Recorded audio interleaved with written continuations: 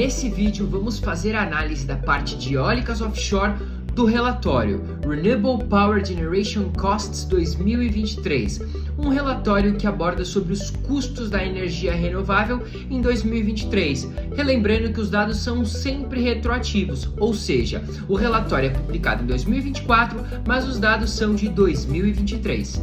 Fica nesse vídeo se você quer saber mais sobre os custos das eólicas offshore e as informações que estão nesse relatório e que foi publicado há 2 semanas atrás. O relatório conta com inúmeras informações sobre as eólicas offshore, mas para organizar o nosso vídeo nós vamos falar sobre 4 pontos que influenciaram os custos da tecnologia em 2023 e nos últimos anos. Esses 4 pontos são: média do custo nivelado de energia, fatores de capacidade, características dos projetos e custo das instalações desses projetos. Em relação à média global do custo nivelado de energia, o estudo demonstra que o custo médio da energia eólica offshore no panorama global atualmente é de 0,075 dólares quilowatt-hora. Ainda é importante mencionar que de 2010 a 2023, o custo nivelado de energia das eólicas offshore foi reduzido em 63%, saindo de 0,203 dólares quilowatt-hora para 0,075 dólares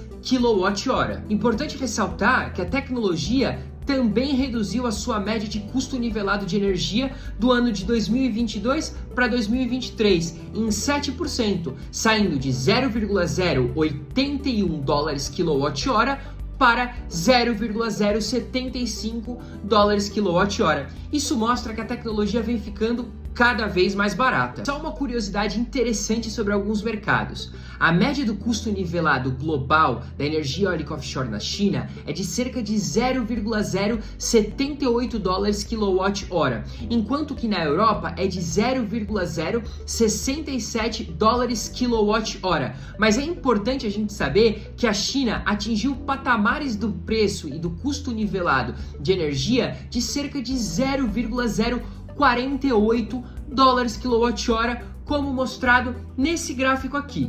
Agora vamos para a parte de fator de capacidade.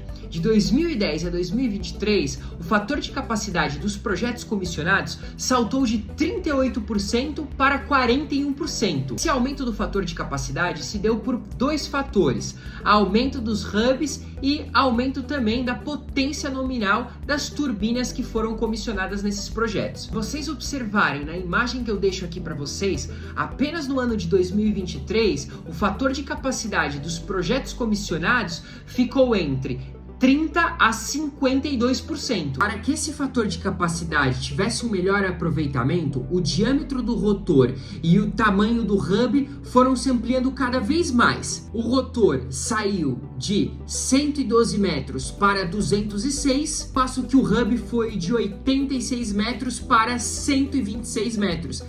É um tamanho considerável para aproveitamento desses fatores de capacidade. Vou deixar aqui abaixo uma tabela com a ampliação desses fatores de capacidade por países, ao passo que se alteram essas características técnicas relacionadas ao tamanho do hub, rotor e potência nominal das turbinas. Agora vamos para as características dos projetos. Quando observamos mercados mais maduros, como é o caso da China e da Europa, temos visto que esses projetos têm sido instalados em locais com profundidades de 18 a 57 metros. Além disso, esses projetos têm um distanciamento da costa de cerca de 65 a 130 quilômetros. O tamanho desses projetos também varia muito e cresceu de 2010 a 2023 106%. Nesse sentido, a média dos projetos comissionados saltou de 136 megawatts para 280 megawatts, mas tivemos alguns países que desenvolveram projetos de até 1 gigawatt, como o caso do Reino Unido.